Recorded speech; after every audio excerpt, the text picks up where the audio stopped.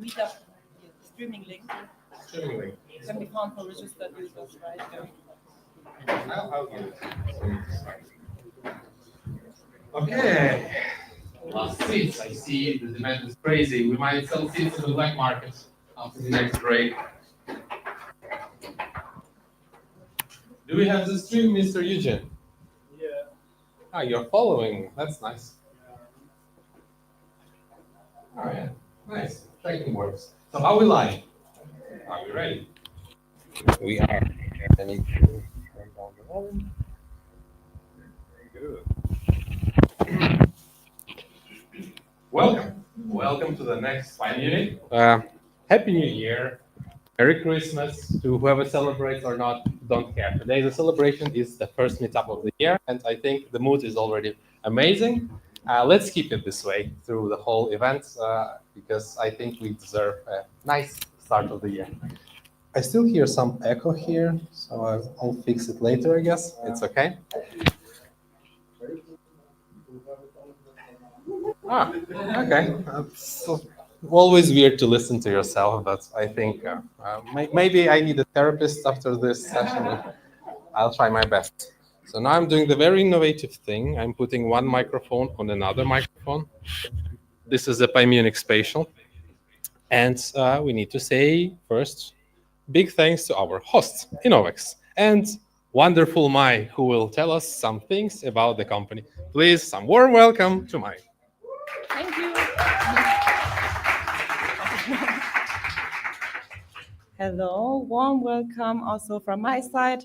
My name is Mai. Some of you might already know me from previous PyMunich meetups, and I'm so happy to finally greet such a great community of you here at our office.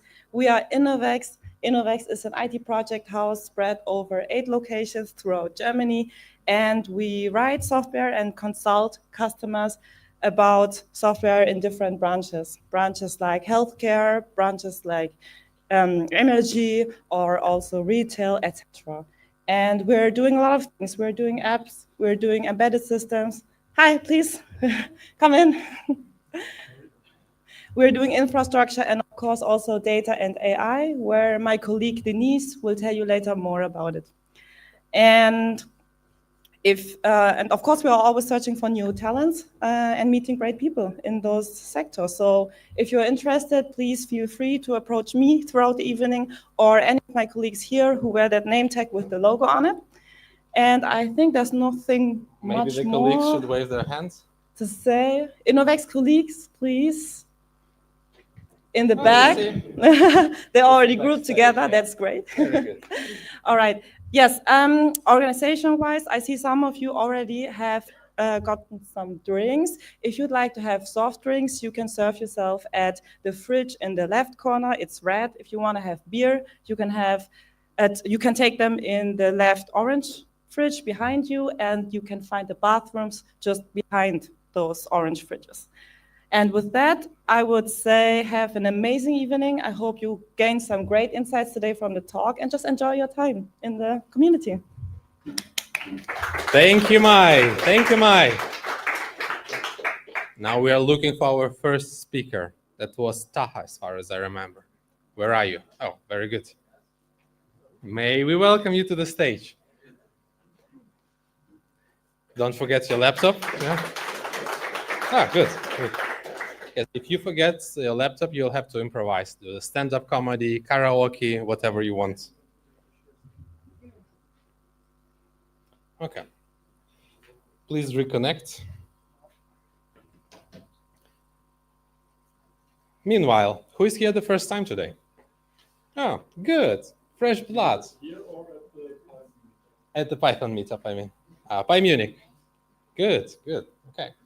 We love new people. We are always looking forward to expand the community. It's really hard to find a host who can host all of us. It's a big crowd. Well, inovex did, so it's nice, but it's a challenge, like the luxury problem of a big meetup. So if you have locations, please tell us, because we do need them. We can fill the rooms up to 100 people. Okay, ready? Eugene, could you please put the slides? Very good. Okay, Taha, stage is yours. You ready to dominate? Sure. Very good. Fantastic. Warm welcome again. Thank you very much. So I wasn't prepared to speak on the microphone, so whatever. You don't have. Oh, okay. No, it was just a joke, but You don't have to. Let's Okay. keep. uh-huh. Let's keep this one for streaming, and Okay, that's fantastic.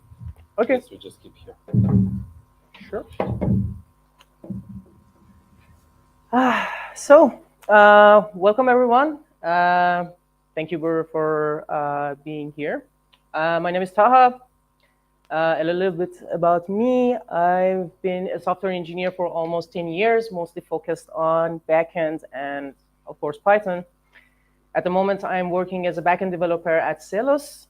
And in Celos, we have a quite complex infrastructure which helps us software that enables electronics engineers to create and design circuits more, I would say, more faster and more efficient. And if you want to take a look, you can go visit the website. So without further ado, let's go over to the agenda. It will be a short preface on microservices first, and we will review some common challenges that come up with having microservices for a while. And then I'm going to introduce what is contract testing and how it helps with these challenges that we will mention later, and how it is implemented in Python. So microservices all the way. I don't think there is any company at the moment that hasn't been considering moving towards microservices if they already haven't. And there are so many tools that support it. We have Docker, Kubernetes, AWS, everything. So it seems pretty convenient. But after a while, your architecture, your infrastructure becomes something like this. So it's, well, so you can look at it as something very bad or good, I don't know. It could be very complex, showing like, "Whoa, you're doing magic," or like, "Okay, how the hell am I supposed to like maintain this?" But there are also still people who are supporting this and say like, "Okay, we have the tools, Kubernetes, AWS, everything they're going to support. Why not? What's the problem?" But there are areas that can be challenging. So let's see what could go wrong. I don't know how many of you have seen these Three Musketeers, but it's what I call the independent release conundrum, all for one, one for all. It happens when one service is not ready to be released, and you're going to release your software, and every other service has to wait. This is going to result in very long feedback loops. And of course, it's going to be costly for you because you have to postpone your release at some point. The next one is regression tests. Of course, when you make a change, even the tiniest one, usually you have a QA team very busy and concerned about the effects of that change on the previous features. So they're going to redo everything, and they will, well, be angry at you. And this will be very costly, of course. The end-to-end coverage. So usually when your user sends a request through your platform, it goes through service by service until it reaches the end and returns the results. If one service goes wrong in the middle, it will be propagated like a domino. And then your whole system will be like chaotic, which is very risky. And, well, you should avoid it. And the other one is services blocking each other. So imagine that we have two services, one service A, which we call from now on the consumer, that depends on service B, which we call the provider. Imagine that the team on service A wants to add a new feature, and service B has to provide an API that service A is going to call and get the results. So service A has to wait until service B is ready. So it's time consuming. and in the end, again, costly. With the same scenario, there will be communication and agreement problems. Imagine service A wants to call service B to get some information about one product, as simple as that. And service B returns not found.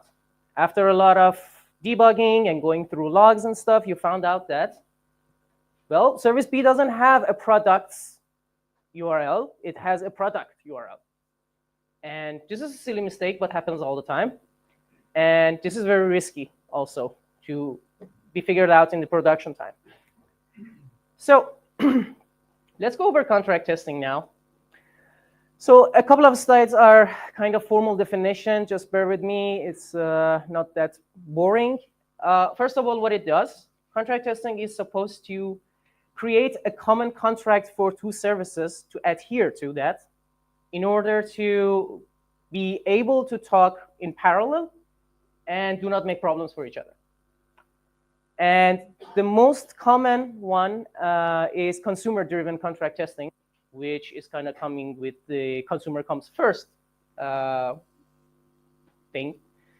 And so what it does is that the consumer defines the specifications and creates a mock provider. So basically, it just imagines that the provider exists and is giving exactly what it wants, and then shares those specifications to the provider and says like, okay, I give you this request. I expect you to give me this response. Now do figure it out. And the advantage is, of course, one of the main advantages is that in this kind of test, you don't have to go through all the fields and also all the APIs that, for example, service B is going to provide. You can only check the ones that you need. Going back to our scenario, imagine service B is providing different APIs. One of them is for products, and the other one is for users. And the products API is returning this data with date created, name, manufacturer, etc. What service A needs is only the product's URL. It doesn't need to know about the users of service B. So it will only call that one. And in the contract test, of course, we'll check for that one. And amongst the fields that it's going to check, it's going to only look for manufacturer and the name of the product. It doesn't matter for them, for example, when the product was created. And also, keep in mind that this sending a request and expecting a specific response is something that is called an interaction. And we will take a look at it later also. So in general, a whole contract testing workflow is this kind of scenario. You have a consumer, a provider, and some repository to keep these contracts safe. Your consumer runs some tests, and which have some specification regarding like what request I'm going to send and what I'm expecting to receive. It just interacts with the mock provider to see like how this interaction will be going. It doesn't care whether the real provider exists or not.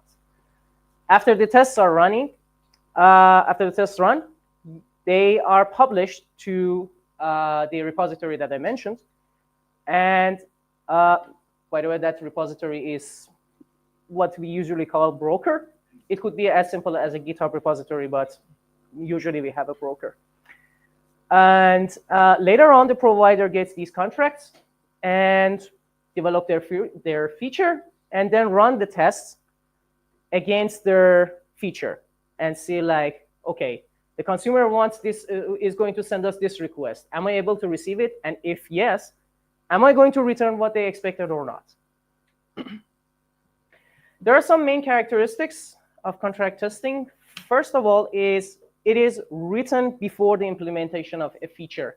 It should be written before the implementation of a feature, because you are defining a common contract, a common thing for both teams to refer to. So at the beginning of a feature, you agree on that, and then you keep going. You use mock data. You don't need to use real data. And also, the tests are going to be running in very simple environments. You don't need a lot of infrastructure or like base case scenario, Docker Composer stuff. No, you are in the test phase. you're dealing with a mock provider. And in the verification phase, you're dealing with a mock consumer. What it doesn't test, this is something very important. Third-party services. The ones that we have no control, we never test on contract tests. Imagine you're like doing a conversion on your images using a service provided by AWS. For sure, you're not going to control that one because you cannot contact Amazon. And so you don't test them in here. It's usually about what services you have. The side effects. You never check whether the data that you sent was saved in the database. Did we send any notifications to the users or other things? These kind of things are or should be taken care of by other types of tests, like integration tests.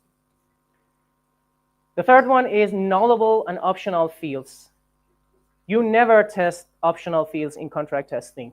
Only absolutely necessary fields, because it's like make or break kind of situation. Either the service provider returns what you want or it doesn't. If it doesn't, then it's going to break. You're going to tell them. If not, you don't say like, if you give me that or not, I'll handle it. So based on what we explained, how does it help with the initial challenges? Let's go through them one by one. Independent release.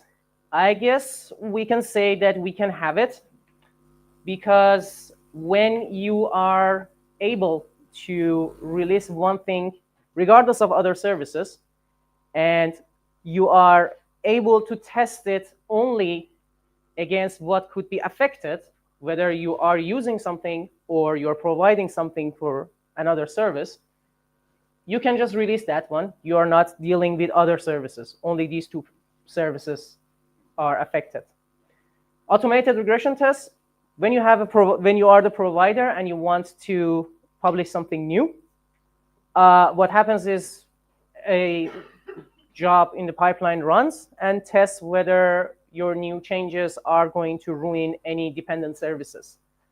And that should be very automatic. The end-to-end coverage. If you imagine pairs of services working fine together, you can say like from the beginning until the end, these services are fine. There will be parallel development possibility with non-blocking services because, as I said, you are going to, both the teams are going to refer to the contract as their reference. They don't have to do any other interaction. So they agree on something, then each team does itself. Inter-team communication and agreements. It helps with communication between teams because you have to agree upon the contract, as I mentioned once. And more frequent releases. When you can have independent releases, you will release more.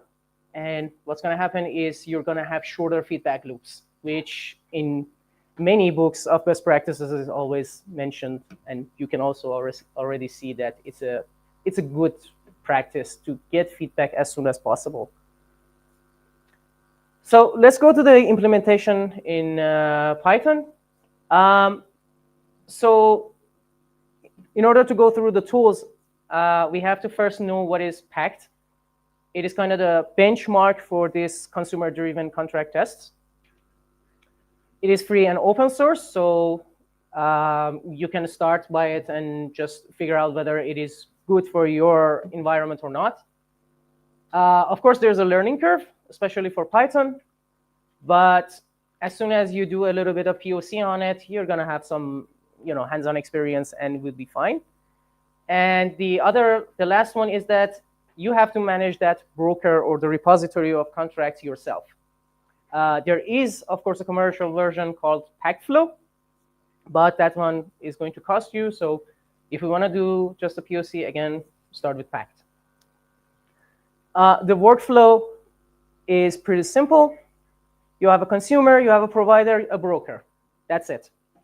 You're going to, in the consumer side, you're going to talk to the broker to publish your Pact files using a Pact CLI, and then there will be a verifier from the provider, which you can simply use a Pact Python package and call the verify, and it's going to it's going to receive the contracts from the broker and will do the verification on them.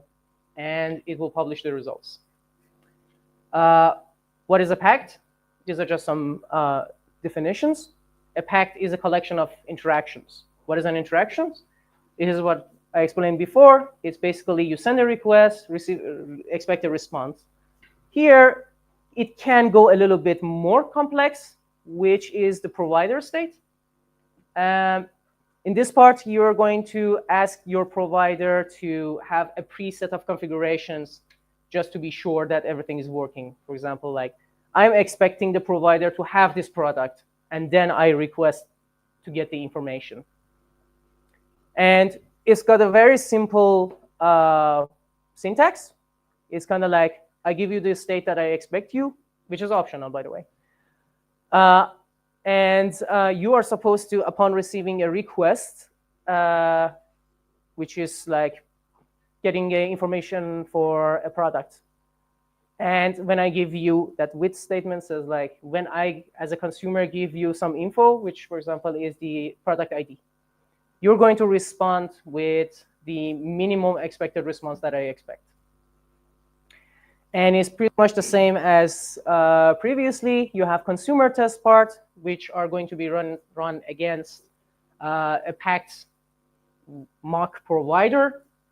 And you're going to share the contracts to the repository. And then the provider will receive these interactions from the broker. First, it's going to, if they exist, it's going to set the stage and provide the necessary data, and then returns the response. And checking these responses, it's going to see whether what it is providing is what the consumer expected. And a good thing that happens later, which Pact also provides, this Pact broker actually provides, is this compatibility table, which is which comes very handy when you want to deploy stuff. Because here, for example, you know that if you want to deploy your services on production, these two branches of the provider and consumer, can they coexist in the production environment or not?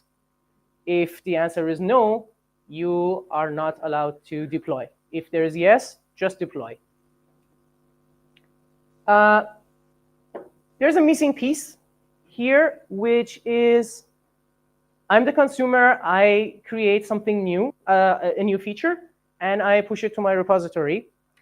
And I'm expecting the provider to give me something back. How do I notify the provider that I have this new requirement? You have to give me that. The first thing that comes to mind is like you wait for the provider service to, like they push something to their repository, and then a pipeline runs, and while they're publishing their own code, they will verify your contracts. Well, that's not the best case. What you use is webhooks. This is also a feature that the Pact broker provides. It's going to give you the ability to create webhooks that are going to get the information about which contract they need to verify, the provider needs to verify.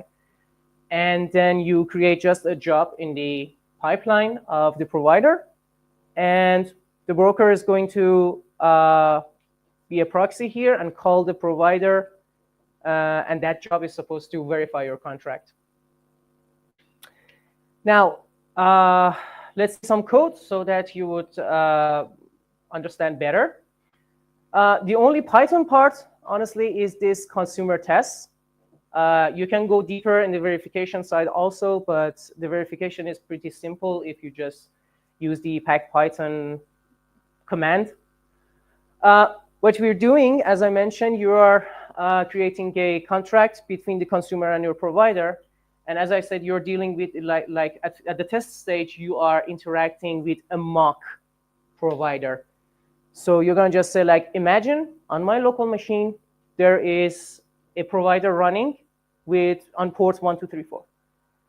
And then up here, this is blocking it, but it's going to say, I have a client that is going to call this new service, and it's going to call it on port 1, 2, 3, 4 of your local host.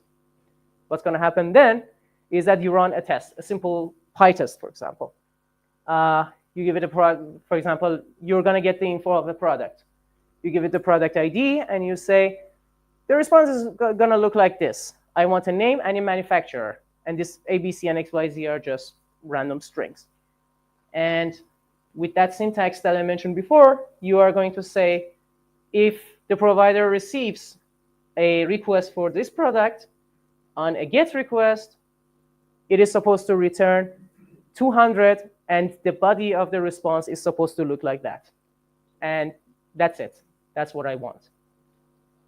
The rest of this happens in your pipelines, the consumer pipeline and the provider pipeline. In the consumer pipeline, here's a GitLab example, but of course you can do it on GitHub Actions or anything else. You just run your tests, as simple as any other, for example, PyTest test, and then before publishing your contracts, you create that webhook that I mentioned before. So you're going to tell the broker that the provider is supposed to expect me as a consumer, and with this specific branch, because it contains my feature, and then it's going to have a contract that needs verification, so notify that. And the consumer then publishes it. So as simple as that. Then we go to the provider side. The provider, this is the job that the webhook is going to call. The provider receives this information, like this was the consumer and this was this branch. Go get the contracts from the broker that are relevant to this consumer and this branch. And this is going to be run only by triggers. Go verify it, push the results back. On the other hand, imagine the flow doesn't start with consumer itself. The provider also wants to push something. What does it have to check? Am I ruining something that was working previously? The regression test part.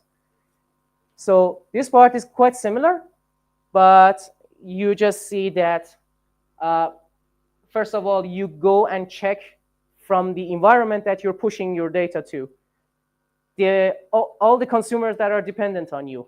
Will I be ruining them or not? And also, is there any consumer waiting for me to verify their packs? Find those things and verify their packs so that they can push to the environment if possible. And the last one is the can I deploy that works from that table that I mentioned before. Just checks the consumer and provider. Are these two branches compatible? If yes, then each of them can be deployed. If not, then the pipeline will fail and you won't deploy. Of course, you can click on them like this, but I just put these things so that later on when you want to watch the video and you can pause and take a look. These are some links that I found with some, looking around a lot, because as I said, the documentation is not that easy to find, but these are really good ones. And so thank you very much in the end, and I'm here at your disposal if you have any questions.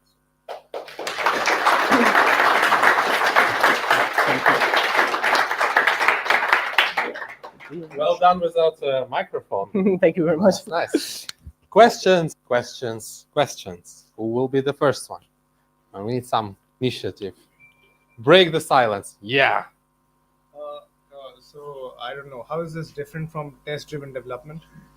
Okay, so we have different types of tests: unit tests, integration tests, end-to-end tests, contract tests, all of that. Test-driven development usually works with unit tests, and like if you want to go too deep, maybe you can go with the integration test. But the thing that you have to notice and be careful about is that this part is not about what the service that you're building wants. It's about the service that is using it wants. So they have to define the test, not you as the provider of the API. So for example, when you have an integration test, you call your own APIs and say, like, did I return what it was expected? But on the other hand, for this kind of test, you're saying the consumer wants this thing from me to be returned. Am I giving them what they want? So they write the test, not you. Well done.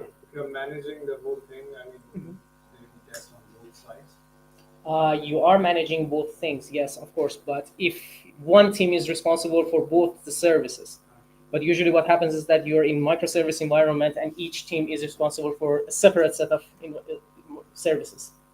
And when they are interacting with each other.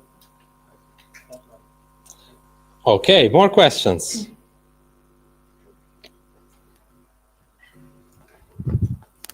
Here you go. I'm curious about when you have a service that communicates with multiple services, could you have a case where one contract contradicts another contract? Actually, it's normally, at least my experience, doesn't happen because it's usually like you have a service that, of course, multiple services are going to get information from it, but yes, there are cases that one API endpoint, for example, is used by multiple services, but that case, let's put a pin on that. The other parts, it's okay because multiple services have their own different contracts with that service, and there will be no problem, no overlapping. When one API is used by multiple services, then when you're writing the contracts, actually you need 3 teams to agree on the contract. And the sooner the better. If a third team is going to be added to this triangle later, then they have to adhere to what is already there. Nice. Last question. That's a chance of a lifetime. Okay. Smart, because after this one, you have to pay to the speaker to ask more. Great. Yeah, thanks for the talk. So to me, it looked like it's quite a commitment you have to do here, because if you have like a bunch of microservices, a bunch of teams running them, and I think you even said it's quite a steep learning curve to get into this stuff. So how would you like convince your people to follow that path? Is it worth it? Is actually the question. What's your experience there?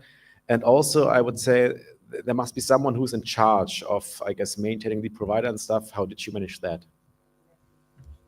That's actually a good question. This was something that when I created this, thank you, in this initiative, it also was something to discuss. Usually, what I came up with was a, first of all, it's best if you come up with a list of everything that went wrong in your past releases and say like, okay, how many times have we postponed something because one service went wrong? How many man hours did we spend over the from the QA team to do regression tests? And then you come up with these metrics, and then you go say like, if you learn, and this, as I said, the first time is very, of course, it will be hard to bring this flow to the company. But once it is there, it's pretty simple because it's just basically simple copy paste from one place to another, just a little bit of tweaks to, you know, adjust it to your new services. But the main idea is there. And as soon as you get used to it, it wouldn't be much of a burden. There wouldn't be so much time spent on learning or doing this. But on the other hand, there will be a lot of time saved from the QA team, and the whole company, the costs will be reduced because you won't be postponing your releases. And I think that was your first question. The second one? Okay. So the maintenance is if you are going to use, for example, Pact, the broker by yourself, self-hosted, just like another Docker service, like in your Kubernetes cluster, like it will be the DevOps team. But it will be pretty easy because this thing doesn't do much. It just keeps the contracts there, and it's like a simple repository with some little bit more of tools to help you, facilitate the flow. And the rest of it is just like any other thing. You're writing unit tests. Okay, might as well write your contract tests when you're creating a new feature. As simple as that. Should we allow more questions? Or Your choice. Your. Okay, I think I scared them. So, big thanks to Taha. Thank you very much. Good. We have two reasons to thank him. First is a nice talk, and the second, we win a few minutes for more time for drinks and food. So, because he was with perfect timing. Thanks. It's a great attendance today. We have still two more talks. Exciting, like you see. There are still some chairs in front, so for the next one, you might take a seat here. If you consider leaving, though, I will remember you. So, no, don't. Better stay. I'll take a selfie. This is like the full house. Come here. Can you wave your hands, please? Hello. Cool. So let's have a break. It's thanks to Taha, 15 minutes. Enjoy, and then we go here back for the next talk of Harris.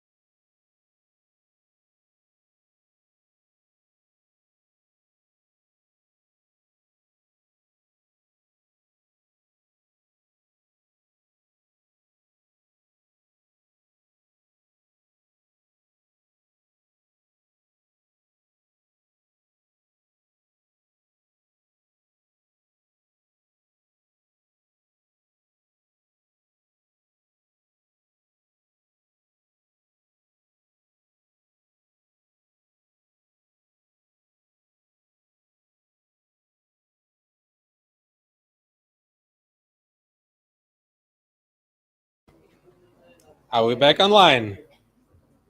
It was a good break. I enjoyed it. Last club atmosphere. Right in my heart. Can you mute the sound, please, on your laptop? Okay. That would be great. So There are still 2 VIP seats here in the front.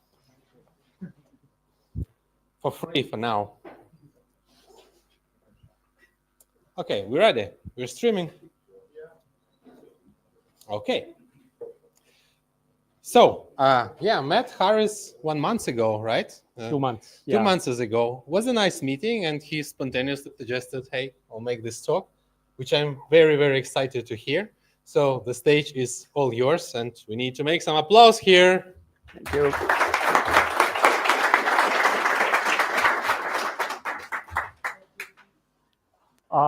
Thank you very much for having me here. Good evening, and I'm really glad to see, I was not expecting this big of a crowd, but I think, it is something that is going to be hopefully useful for a lot of people. At least I've tried to pitch it as such, So trying to show you, what is OpenAI's O1 model is about. O1 model, maybe, some of you know it. These are the latest models. They were released. They are kind of much advanced than GPT-4o. They are released 2-3 months back in October or something. So we are going to basically touch on the basic ideas of what are there, and they are not very difficult. I have put an asterisk because if I say that we are going to recreate OpenAI's A1 model, Sam Altman would not be very happy. So yeah. So without further ado, I'll talk about myself towards the end, what I'm doing. So let's keep it very simple start. What is a language model? Language model is just a classifier, a little elaborate classifier. It tries to predict the next word based on the past words. And if you have heard of, context length or something, this is the context length in the past. So if you want to predict a word, for example, boy, it looks at all what is in the past, and tries to predict that word. That is all what language models are doing. There is nothing fancy to that, At the core, this is all what it is.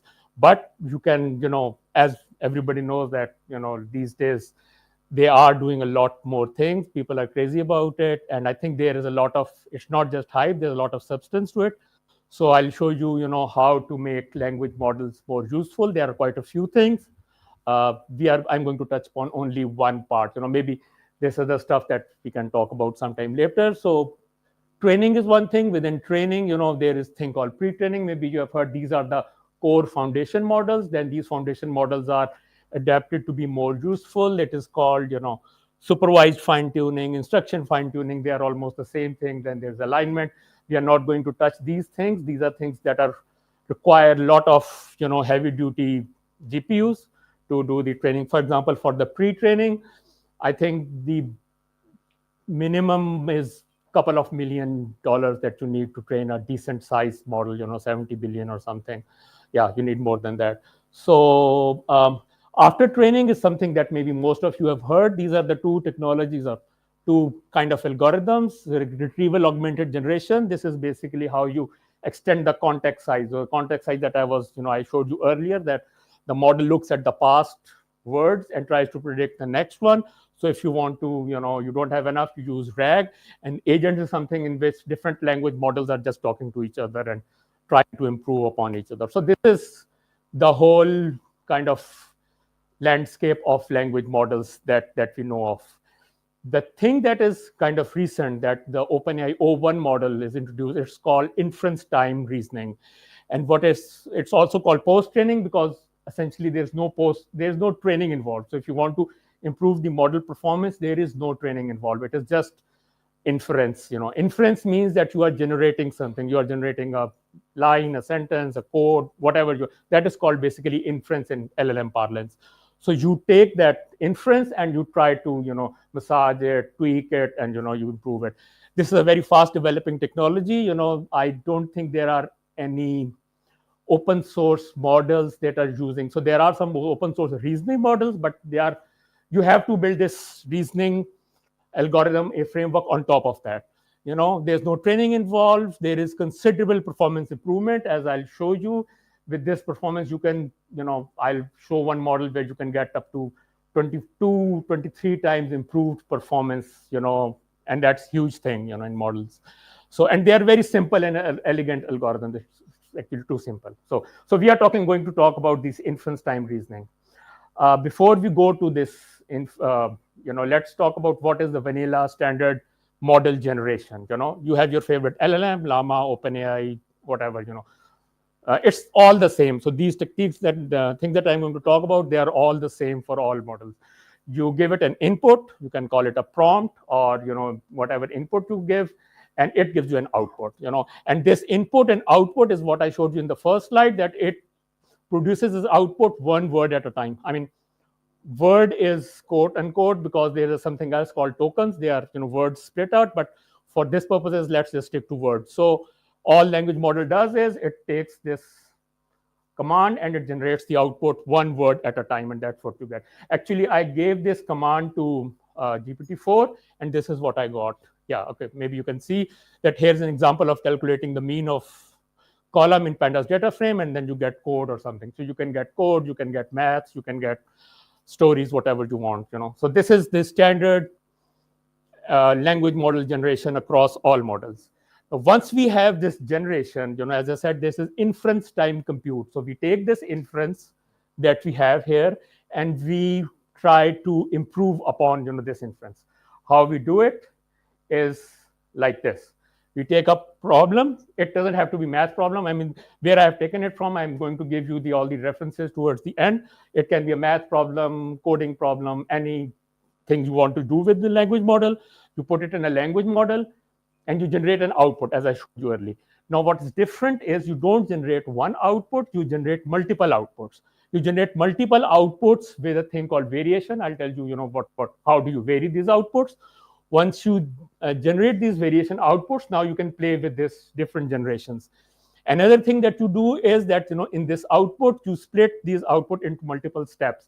So like, if you see the code in the last example, you split those codes on lines, end of line character or something like that. Actually, end of line character is something that is used very often to split the output in multiple steps. You generate these multiple steps. What happens is that you take these steps. There's a thing called reward model. I'm going to tell you what reward model is. And that reward model says that for one particular output, how good or bad that is. So for example, you have for any input, you generate 10 different outputs. It tells you, first output is good, second is not good, third is good, whatever, scalar, thumbs up, thumbs down, whatever. So you generate these rewards for these outputs, and then you take that and you have a search strategy. You just revise and iterate. You take that thing, you take the reward generation, go back to language model, and it keeps on doing that. And if you remember these O1 models, what they do is they take more time. They take more time. They say they are thinking, they are reasoning, they are doing whatever. So this is, I'll not say this is the only thing that O1 knows, OpenAI model does, because nobody knows actually what they do. But this is one direction that actually DeepMind's paper, very recent paper, they have suggested this is how you can do reasoning. This is how LLM starts to think, that it produces something, then it sees if it is good or bad, then it uses that to iterate on that. So this is basically the flow that we are going to talk about, and I'm going to tell you about what are these three little things. How you do variation, what is a reward model, and what are the search strategies. So this is what it is, and then you can go and there are many open source codes also, so it's very easy to then implement if you understand this thing. Inducing variation in generations. So this is exactly the same thing that I showed you in the first slide, just tilted like this, that you generate, if there is an input, yesterday I went to the cinema to see it has to now generate the next word, So these are, for example, so it basically looks at the whole vocabulary and it generates a probability distribution that what could be the next word. So we have something like this, this is the probability of, so the highest probability is with the film, Yeah, so you do that. Now, in standard models, where there's no variation, where you just get one output, what they do is they just pick the maximum probability word, and then they go into the next word and the next word and the next word, just pick out the maximum probability thing. What you can do is, instead of just going for the maximum probability, you say that, okay, you sample from this whole probability distribution according to this probability, and that is how you can generate variance, and this is basically the idea to do that. There are few things that I'm going to tell you, 3 terms, and I'm sure you have maybe seen these 3 terms when you use LLMs. One is called temperature. This temperature is something that you can input once you are doing inference in language models, whether it is Llama or OpenAI or whatever. What it does is that this probability distribution, it tries to squish it or it tries to broaden it. So if you want more variation, you can broaden it, and then you have higher temperature. So if you see, for the same inputs, the output is more flattened once you use high temperature, and it is more peaky once you are using low temperatures. And if you use this temperature parameter in the language model, this is what it does. So this is how you can create variations, and you can control how much variation you want. You want less variation, you want more variation. There's another way to do it, that we have again the same thing. We just say this is the cumulatively what is the probability. So we arrange them in decreasing probability. So this one has the highest probability, this and this has the next highest probability, and so on and so forth. So we say that, okay, we want to restrict only to the top 95% probability distribution.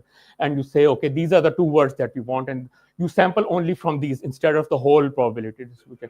These are again the methods to control that variation, because this variation is the core feature of generating the different outputs. So this is something that you can use.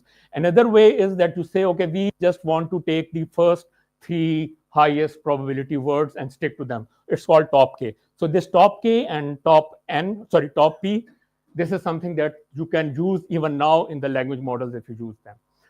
Enough about the variation. So these are the 3 methods in which you can take any language model and generate multiple outputs. Once you have generated multiple outputs, we want to see which of the output is better. And that is what a reward model is, Yeah. So a reward model is very simple. It is again a transformer standard model. It takes an input, it takes a prompt, and one of the generations. So if you have produced maybe 10 different outputs, it takes one of them and it tells you if it is good or bad. That is all what it does. It is a measure of goodness. So for coding, it could be whether this code runs or not. For math problem, it could be something else. So this is just a way to tell that, okay, if you have generated 20 generations, you put that prompt and 1 generation, and it will give you, this is 0.8, 2.5 or whatever. So here is an example. Actually it's little. Why doesn't it show? There is a delay. Yeah, okay. It shows on my laptop, but it doesn't. Still sharing the screen? Yes, it is. Am I still sharing the screen? And try stop and then share again. Okay. The sharing is from the browser. Yeah. Okay.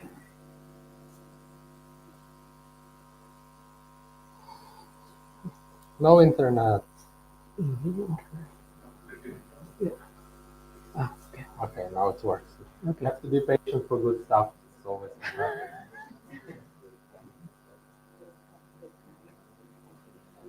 I hope it is. yeah, it works. Okay. Present.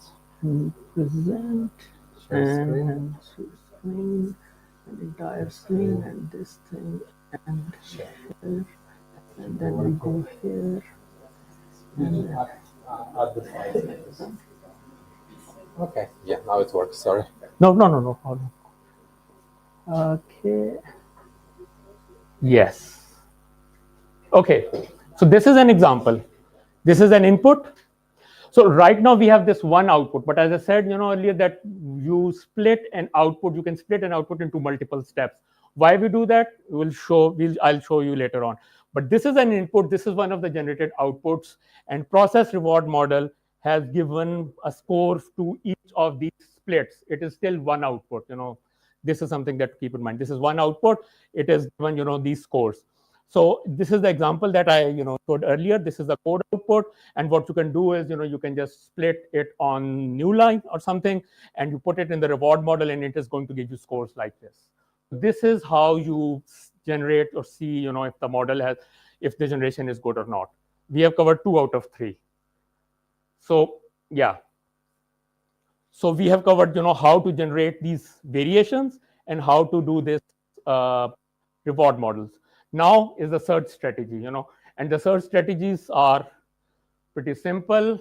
Best of n.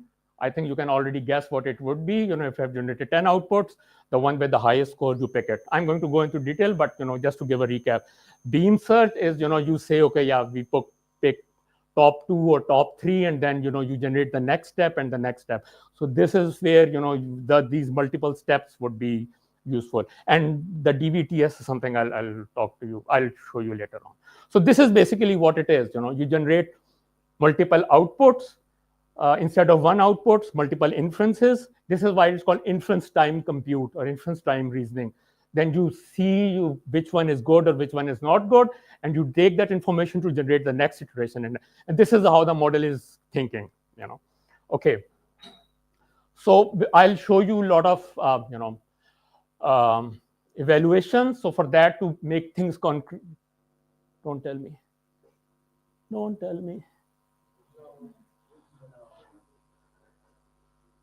Don't tell me, man. Why is this? It is the Wi-Fi, I think. The Wi-Fi? Yeah. Yes, yeah. Can you? That's a good idea. Is there is inovex guest or something? Yeah, inovex guest. Do you know the password for this? Okay, let's try. Okay. I'll try this first. Okay, let's do it again. Yeah. You're the Wi-Fi angel. Like in the weeds to West. It's so sweet. Did it connect? Yes, yes, and yes, yes, yes. To the angel. And then we have this thing, and we have this thing, and yes.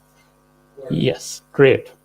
So this is a concrete example because I'm a scientist, so we work with actual numbers and actual, So yeah, we are going to use a data set. It's called Math 500. It is released by OpenAI, and it is a very complicated data set in a sense that even the computer science PhD students can score only around 40%. So we'll see how good our model goes. We are going to use a baseline model. It does only 29% on the same data set. It's a Llama 1B. I mean, 1B, it's small, but still, we are going to use a reward model, and we are going to use up to 256 generations. So I said, you generate multiple outputs for one prompt. So we'll use 2 outputs, then 4, then 8, then 6, and you'll see, how the performance improves. So these are the criteria that, we are going to use. The baseline is even simpler. We just generate multiple outputs and see which of this output is the most common one. So for example, in case of math, you generate 20 outputs, you see 5 of them generate the same answer. You pick that one. And that is called the majority baseline. There is no reward model, nothing, and that's what you do. And surprisingly, it also does very well. So what we are seeing here is that this is the performance 29% of the Llama 3.2 model. And these are the number of, I'll hide this. These are the number of, I said multiple generations. You want to do 10, 20. So this is 2 outputs, 4, 8, 16, 32, 64, 128. So this is how you, and you see that, just by increasing the number of outputs and do majority voting, where you just pick the most common answer, you get a pretty good performance increase. So this is the baseline that we are doing. And hopefully, baseline means that everything we do is better than that. And if it is better, then we can reach here. So there is 8 times performance improvement, That is what we are going to see, hopefully, yeah. The first one I showed you is best of n. You generate multiple outputs. The reward model tells you which one is best, and that's it. This is the vanilla one. And you take that output, This one is weighted aggregated is, we said previously that the majority vote works. So what we do is we base these scores with the majority vote also. We say that, okay, 5 of them have this answer, let's put the score there, and we weight them with that. And the result we get is this was the simple majority vote, blue, and this is how you see the performance improves. So the idea here is that using the reward model, external model, which tells you which of these output is better, you get very good performance increase, So yeah. The next one, okay, here I want to show that, I showed you this thing, that for one question, we have a code or whatever, you steps, codes, maths, whatever problem, you generate multiple steps. Each of them gets a score, but we want a score for the whole thing, So what you do is there are different things you can try. You can take the minimum of these, you can do the product of these, you can do the last one of these. And experiments both of DeepMind and from where I got this thing, they said, just using the last score is the best. So what you do is for each of the step, you combine these scores, get the last one, and that is the score for that generation. And then you do it for multiple 5, 10, 20 generations, take the maximum one, and you are good to go. So that is what it is. The next one is beam search. So, I mean, all of you or most of you are, software engineers. So probably this is something that goes back to the algorithm time, that in best of n, we just pick the one with the highest score. In this case, what we do is we just go for one step, pick the one that with the highest score, top 2 or 3, and just continue with those. So generate the next step from that and the next step from that. So this is what it is doing. It generates 4 of them, picks the one with the 2 highest scores, and generates further 2 of them, and it goes on like this. And this is what would be useful once we are here. So you generate just first step 10 different times, 20 different times. You pick the ones 2 or 3, the highest ones. Then you generate the next step from those 2 highest ones, and then the next step from. So this is what that beam search thing is doing. Yeah, you generate the first n step, pick best n number m or whatever, and then you repeat 2 of these things. And once you do that, the performance is getting even better. So now we are better than 8 billion parameter models. So what it means is that it is, like we are 8 times the performance better. So even more than that.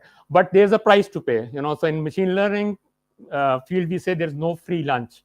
When what it means that things are not just there for free. There is the price. The price is that you have to generate 2 raised power 8 is 256. So you have to generate 256 times the output and pick the best one of that. But you can go like here 2 raised power 3 or 2 raised power 4. As I told you earlier, that the average PhD student is at 40%. So by just generating 4 different outputs, you are much better than in this specific task. So it is a complicated task, and you can do much very good with only 1 billion parameter model. That is something that you can run on your laptops very easily. Okay, so actually this is kind of what it is. There can be multiple variations of that. I'm going to talk about this variation, but you can think of different variations, whether to have one step and treat the steps individually, or put them together, or have a different kind of reward model, whatever. So you can do a lot of things that the one thing that I am going to show you here is, here we took the top 2 out of these 4. What they do here is they split this thing into 2 separate trees and just pick the best of that tree. This is just a variation. They tried it, and the performance was a little better. So this is something that you can also try different strategies, different things. And I mean, the basic idea is very simple, that you generate multiple times, pick which one is best, and continue from there. So yeah, okay. So this is the final result that they got on this task. And you can see this DVTS. It is good once you have more compute budget. This is what we call it, compute budget, that how much generations you can do per prompt. But once you have small compute budget, then maybe beam search is better. So this is one observation they have. I'll show you another observation that they had, is that for the task difficulty level also, different algorithms are better. So there is no one algorithm that is better for all cases. There are some algorithms that are good for complicated things, some algorithms that are good for easy tasks, some algorithms that are good if you have more compute budget. So this is 256, this is 128, this is 64, this is 32, or something like this. So this is the compute budget. And for example, here you see that this blue is the best. So majority vote, the simplest one that I showed you, it is the best here. It is got the highest score. This is the simplest task. For the more complicated tasks, beam search is good. For the medium ones, for this one, DVTS is better. So the point is that there is no one size fits all. You need to see, okay, which problems are easy, then you do something different, which problems are more difficult, or where you have less compute budget or great compute budget, you can do all of these things. But the basic fundamental ideas, they are very easy. Just produce multiple outputs and take the best. That's all. And this is what it is. Okay. So now I'm going to show you the final result, and it is kind of the final slide. I mean, yeah, almost. So this is a 1 billion parameter model and a 3 billion parameter model. Now the 3 billion parameter model in orange one, you can get the performance of a 70 billion parameter model that is almost 22, 23 times bigger. So 70 billion parameter model, you need to have 3, 4 GPUs, A100, H100 GPUs, only then you can deploy it. And this 3 billion parameter model, you can do it in your laptop. In most Mac and MacBooks or stuff, you can easily do it. So that is, I think, a huge thing.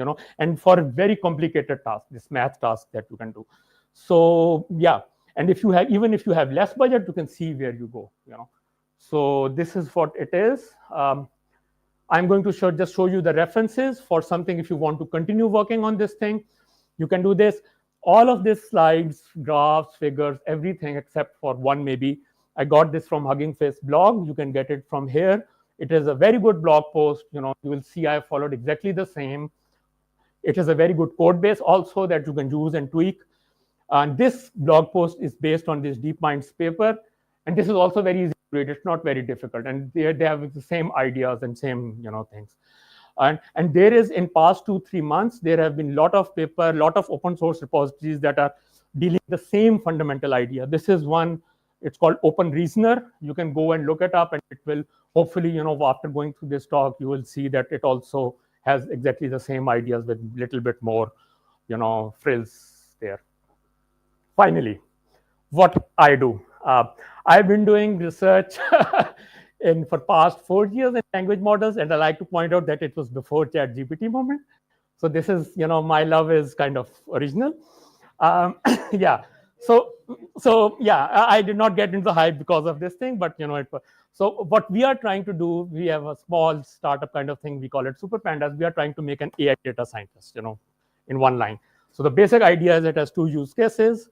For end users, they should be able to talk to their data. So our aim is, whether you are a farmer, a mother, a janitor, a small store owner, you are an executive, you are a Siemens CEO, you should be able to talk to your data without any Power BI, Tableau reports or anything. Just talk to your data and it will, For the data scientists, you have access to whole Python data science ecosystem, Pandas, Matplotlib, Scikit-learn, whole Python ecosystem is something that we are aiming for, pre-processing, data cleaning, feature engineering. Hopefully all the data scientists could have an AI intern that they can rely on and that they can chat with, hopefully make jokes also with, and that is something that, they can do. And we are doing custom models. We are not, there is no fun in having a wrapper on GPT-4 because everybody can do it. So we are doing custom models, and our baseline is these technologies, these reasoning models. And we are hopefully going to go more in reinforcement learning and, a lot of other fun stuff. So yeah, we hopefully be better than the best. And the basic idea of using custom model is not this reason, but because then you can deploy these custom models on the client's premises. So you don't have to worry about your data going out to anywhere, Azure or OpenAI or Gemini or, whatever. So this is what we are doing. Please, if you want, so we are at a very early stage. There is a demo. It's very crude, but, if you want to stay in touch with what we do and, our new releases, you can stay in touch through my email address. And thank you for your time.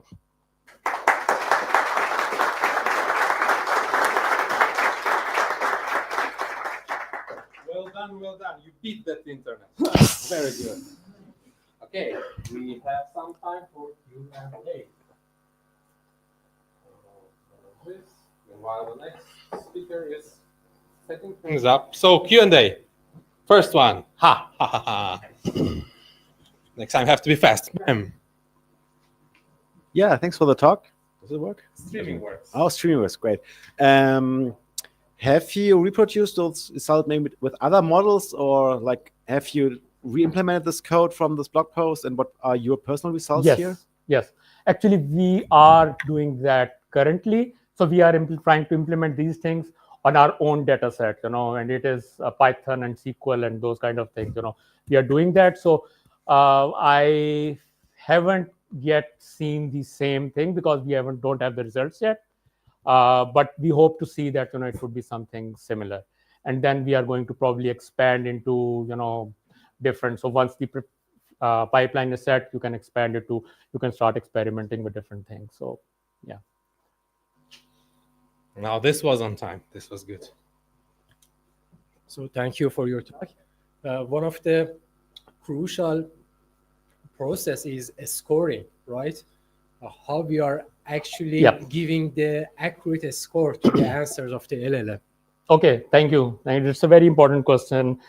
The reward models are just simple classifiers in a sense that they take a text input and they give an output, and you have to train them for this thing, And there are different methods, reinforcement learning based methods, where you teach the model. So you have to have first a data set where you have the good outputs and the bad outputs. And using these good and bad outputs, then you train the model or these reward models. Actually, this term reward or policy, it comes from reinforcement learning. So this is something that you have to train, but once you have trained it, you can just deploy it for anything. This is something that is trained for every specific task. Yeah. Good. Ready? Put down the hands. I'll say 3, 2, 1, and on 1, the first one gets it. Okay, 3, 2, 1. Okay, we'll just have to do it quick. Okay, short questions. Answer. Yep. Oh, it's not gonna be a short one. So I actually didn't get the technical architecture how they do this feedback loop thingy. Yep. It's not clear for me exactly what's gonna be fed back. Okay. Right. So is it like the first that it plans to, like the first one is a planning step by step? Is that something that is gonna be fed back, or is it something else? Or is it next token that is going to be fed back? So the idea is, I talked about beam search. In beam search, you just generate first step, and you see 20 different outputs. You see these are the 4 that are best, and you take those 4 best outputs and generate the next step. So that generating the next step is that feedback. So for the first step, you out of 10, you have picked 4. You take those 4 outputs, put the prompt, and generate the next step in that thing, and that feedback loop coming in. And then from those outputs, you then again score them, and then you take it, and then you again generate the next step. So that is the feedback. Yeah. Okay, I will give my somewhere here. What's the next one? Okay. It's a hot topic. We'll try to. You have two benchmarks in your graphs. One was a LMR 3.2, which was performing lower, probably because you have less nodes in the model than the one with a lower version, which probably has higher nodes.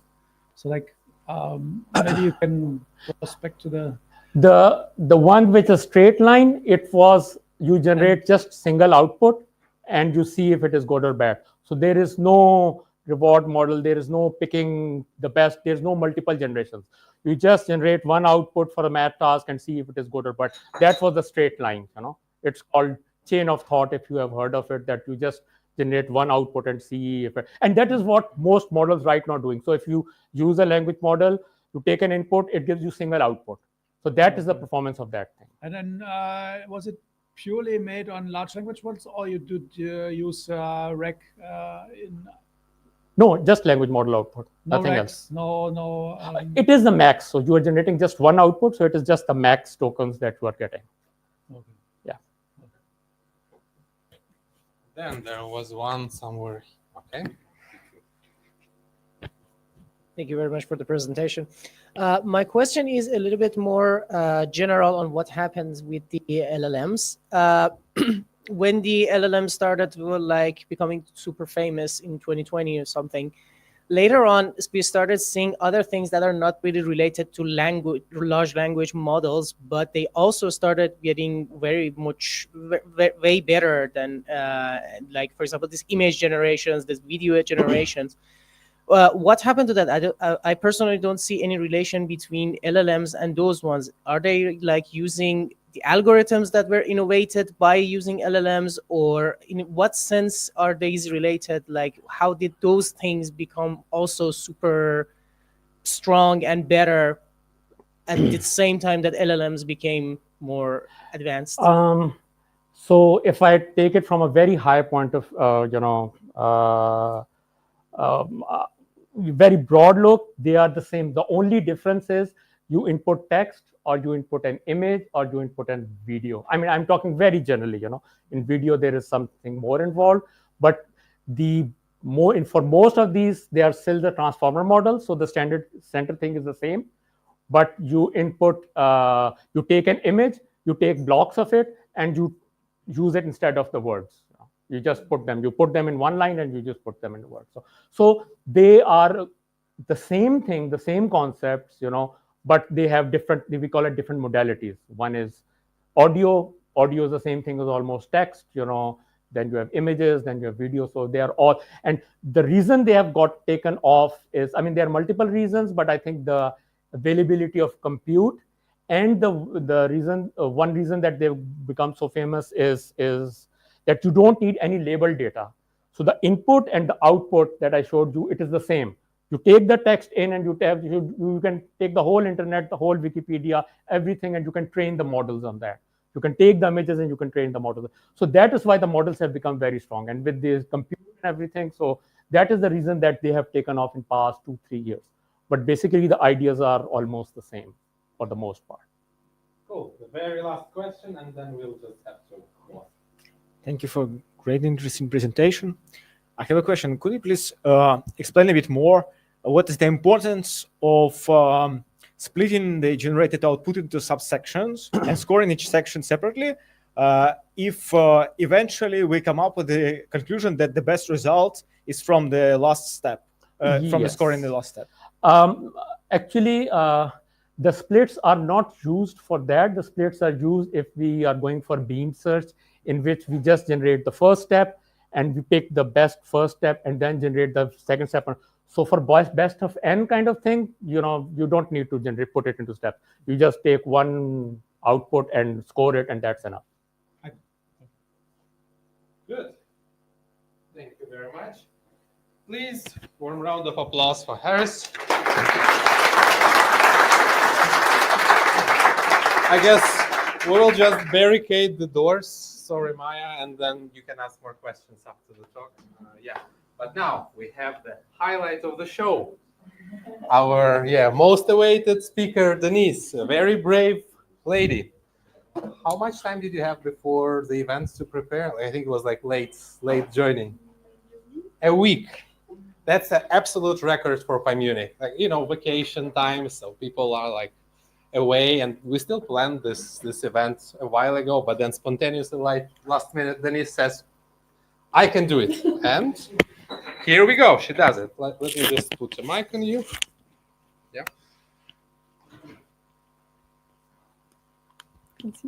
Yeah, all good. Mm-hmm. I think we owe some, right? Let's do it.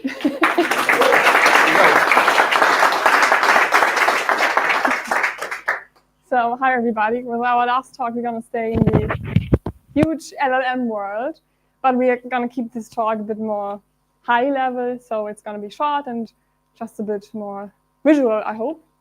So what we're going to talk about is knowledge management with Confluence, a multimodal approach to Confluence. So what we all want to do, or what we all want to have, is a chatbot that knows what we know, or at least has access to our database, to our company knowledge, etc. And this is the case with RAG application. RAG, Retrieval Augmented Generation, which basically just means we have a database consisting of huge texts or something similar, and we just connect this to our chatbot. So we ask it a question, and it searches our documents and then generates an answer based on those documents. And Onyx, formerly known as Dancer, but now Onyx, is an open source RAG framework, which basically offers all what I just described for a lot of applications. Confluence, as I mentioned before, Google Drive, etc. The only thing is, it's only on text data, but it's only on text data. But we also often have a lot of information in images, in flowcharts, in screenshots, in presentations, etc. And this information is lost if you just use the text data. So that's where we come into game. In this use case I'm going to present to you now, we work with OGE, Open Grid Europe.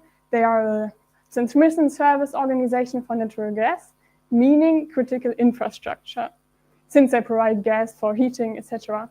And they have an on-call service to manage incidents.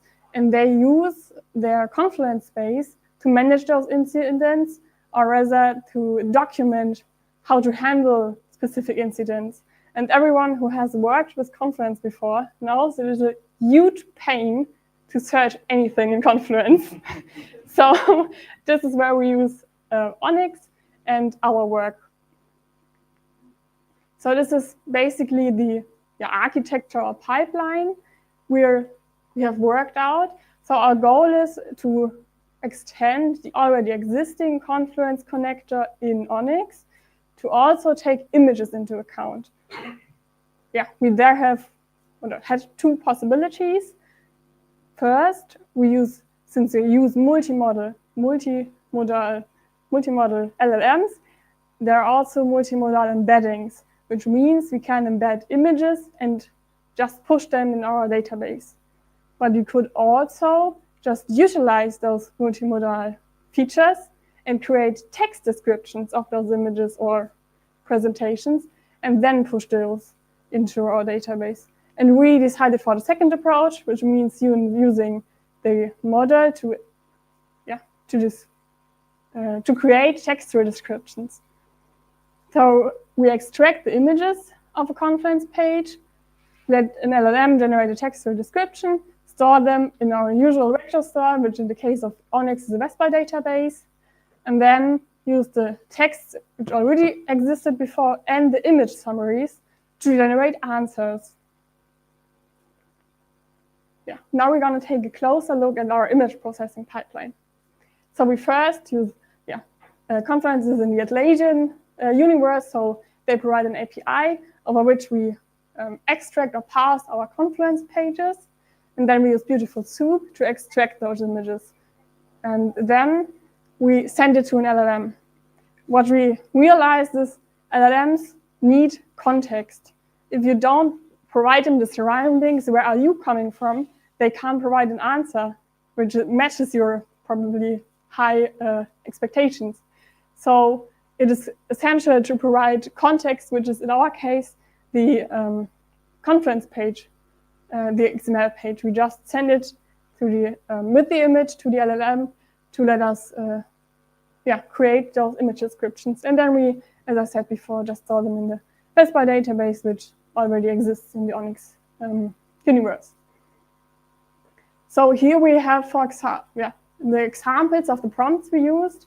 Since working with LLMs is a lot about prompt engineering, we just thought we would provide them to you. So we have a system prompt that basically tells the system, so you're there to summarize images, etc. And that is especially in a RAG system, so it knows kind of where it stands. And then in the user prompt, we provide the title of the image, the title of the Confluence page, and the Confluence page as well to, as I said before, give it some context. What also is kind of important is the language of the prompt. It is kind of, so we learn with experience that it is useful to use the language which the context is. So for example, if my Confluence space is in German, it is better to use a German prompt, since otherwise our pretty long words we have sometimes get lost in translation. So it might be useful for your case if you have Spanish or some other language to use the prompt in this language as well. Then one important aspect of using LLMs and chatbots is performance evaluation. So you want to know how good is your system, especially in RAG. Are the contexts you received, are they really containing the information you need to answer a question? And in our case, it is especially important to evaluate whether the extended version, meaning using the image, does really provide more or better answers than the solution before with just text. So we did this with Ragas in the background, but to don't annoy you with numbers, we just summarized the main conclusions we had, which is most of the time if we use the images, one or two images are relevant for answers. In most cases, those images are on the third or second rank. So in Onyx, per default, we retrieves 10 documents, meaning if we have images on place 2 and 3, they're quite relevant. So it's a good indicator that the use of images is important, especially especially for images which provide information about flowchart or screenshots for a tutorial, how to edit this, how to add a new something. This is really important. But we also see if we increase the context list length, the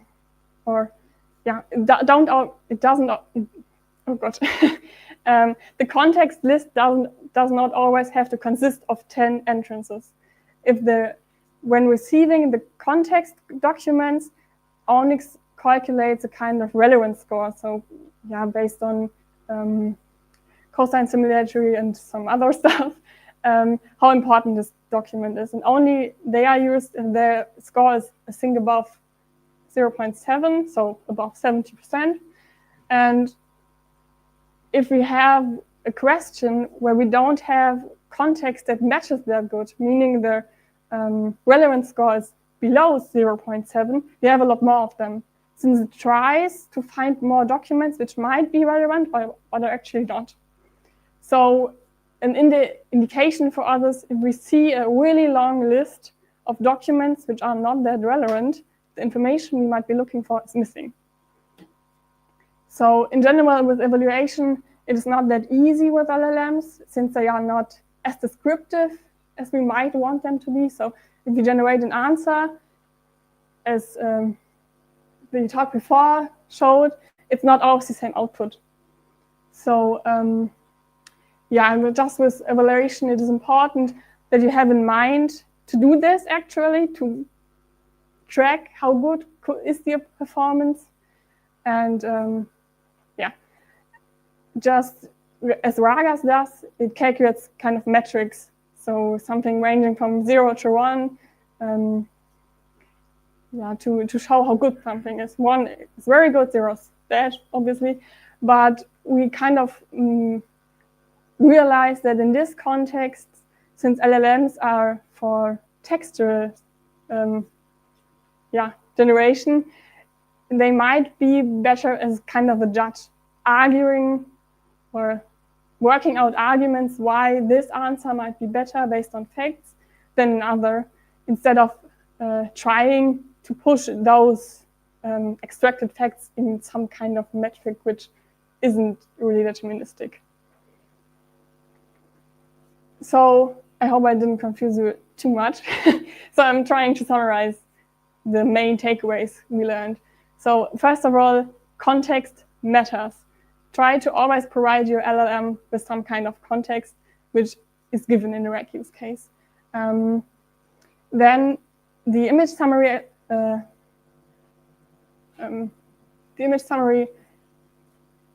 idea is probably might be better than using the raw image since you provide context, but we cannot exclude that using the original images, meaning the raw images, can also provide good results.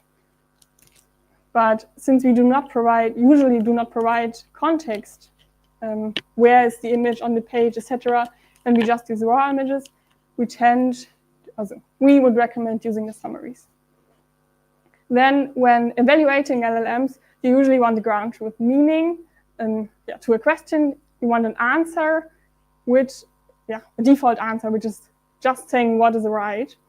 And oftentimes, when we ask experts to generate those answers, they tend to use the LLM or an LLM if it's available.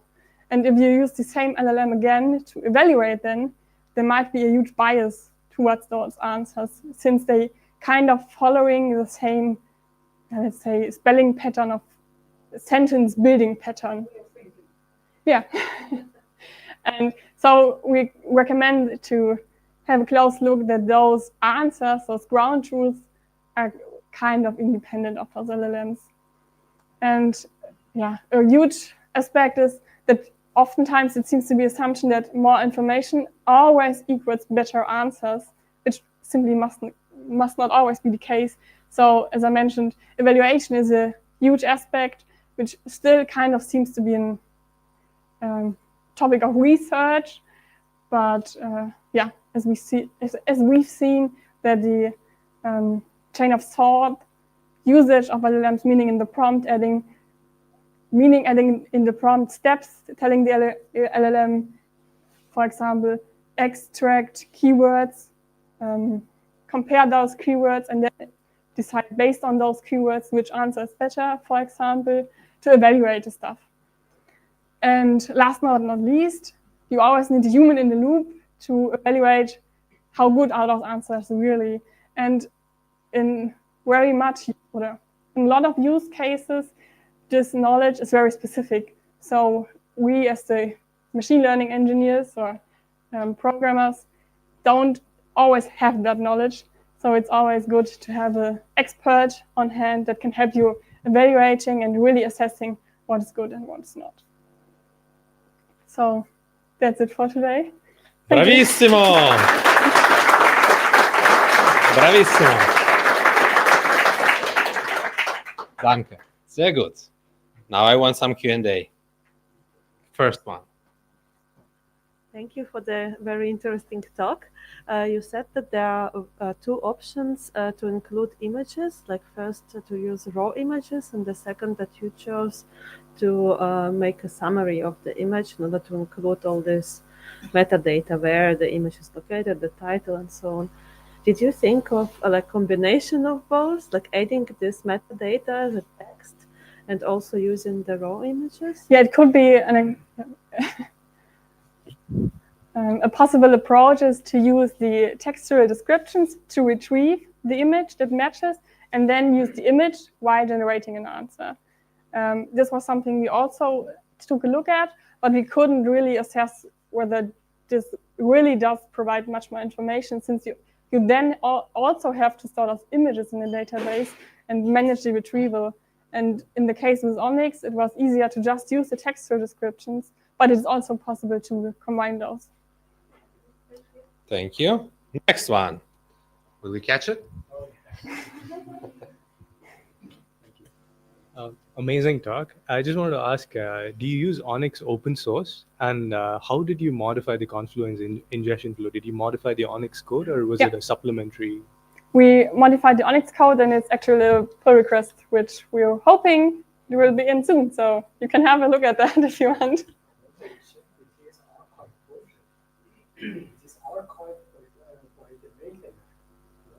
They say it is archived. Is it? Is it? It's still open. It's still open? Yes. Is it concerned about the archived, maintenance? this might mean that they already pulled our changes to a new branch and are then merging them, because there were some merged conflicts since they push on a daily basis. You can use it. Denise will support the project. You're safe from that.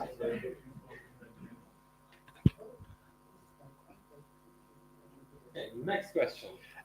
One question regarding the pipeline of image summarization. In one slide you mentioned Azure services, But in another, you mentioned the old computer vision pipeline. What is it better, or they are complementary?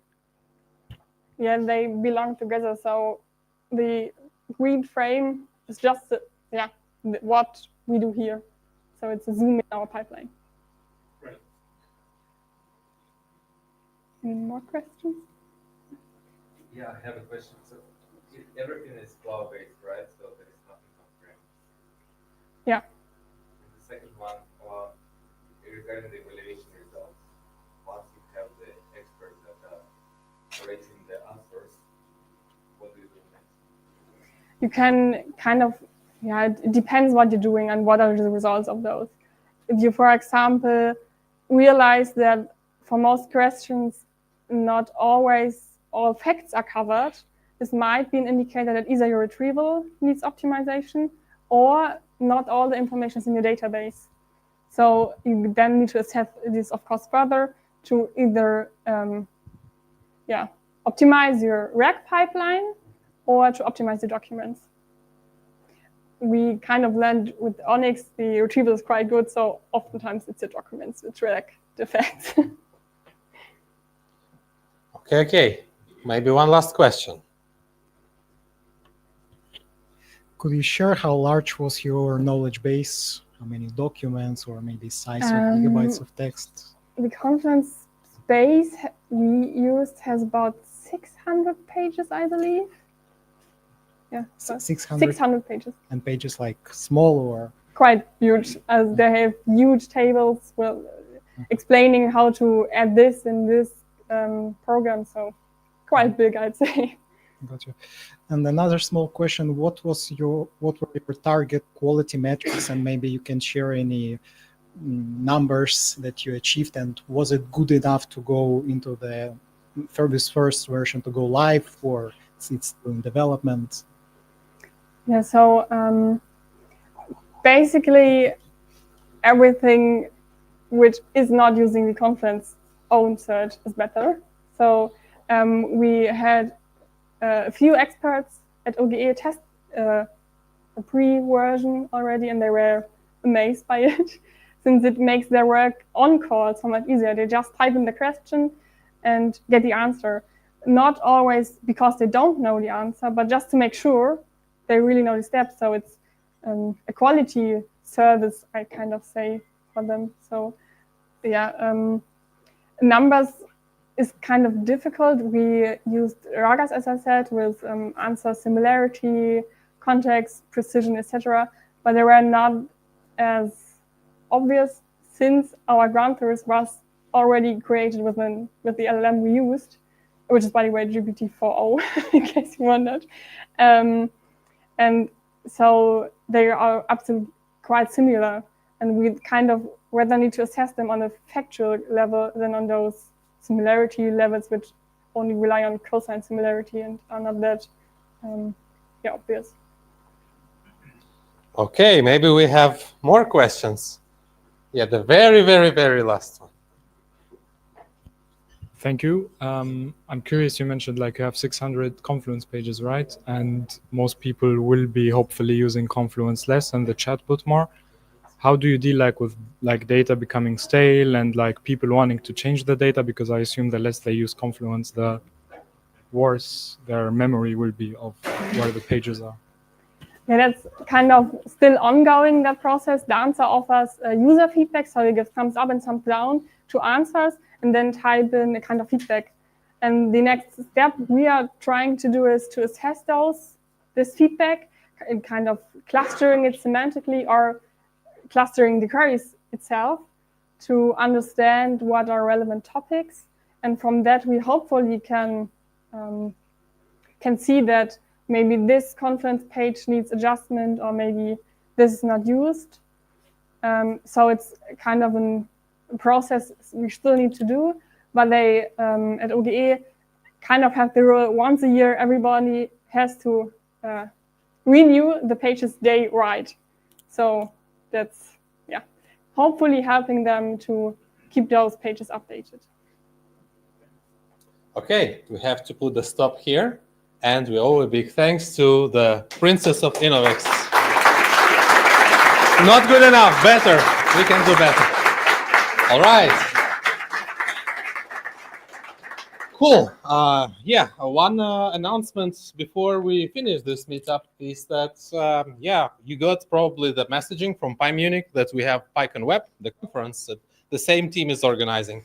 This time it will be in Berlin. So I'm making an announcement again with insider info here. Now, there is a discount code in our meetup group, which gives you 20%. If you're interested, ask your employer. If you're willing to have fun in Berlin, go to Bergheim after maybe.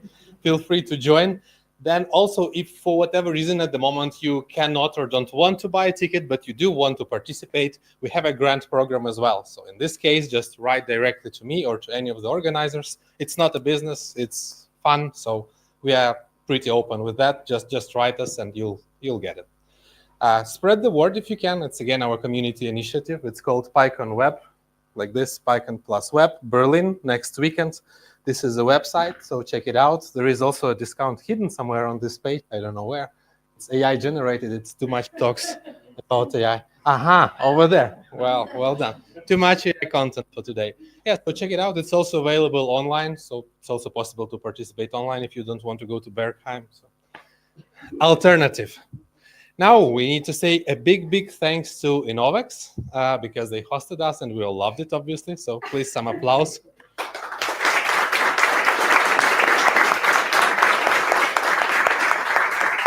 Our speakers did a great job, I'm sure of that. Well, they already had their applause, so it's okay. We don't need to repeat ourselves. Yeah, we have a streaming man over here, my co-organizer, Eugene. Eugene, stand up. Now, this is important. Stand up.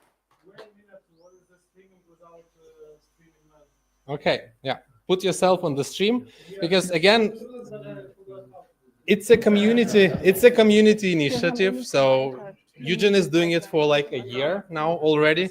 And I said that, man, at least everybody should remember your face and your name. Next time you meet the Python crew, they should say, hey, Eugene, well done streaming, well done supporting the meetup. So this is Eugene. Yeah. So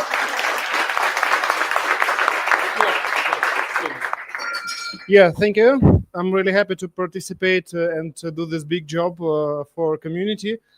It is as my volunteering things and I forgot what I want to say because I totally focus on streaming.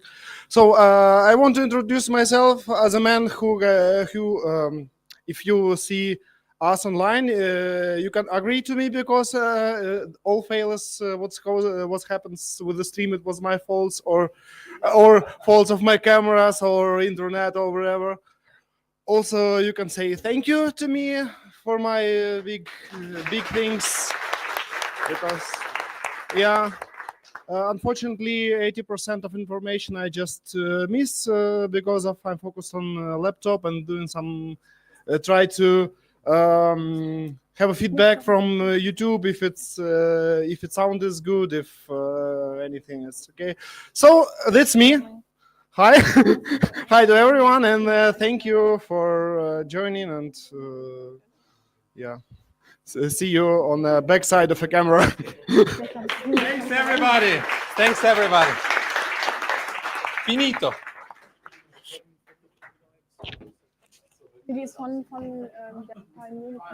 Grab something and we'll be leaving soon. Hi. I was really excited about your talk. I hope you enjoyed. Oh,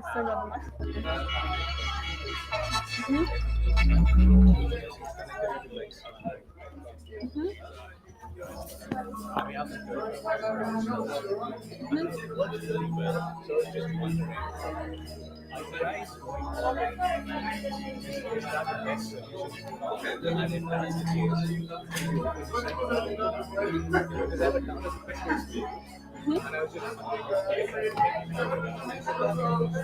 Yeah, sure.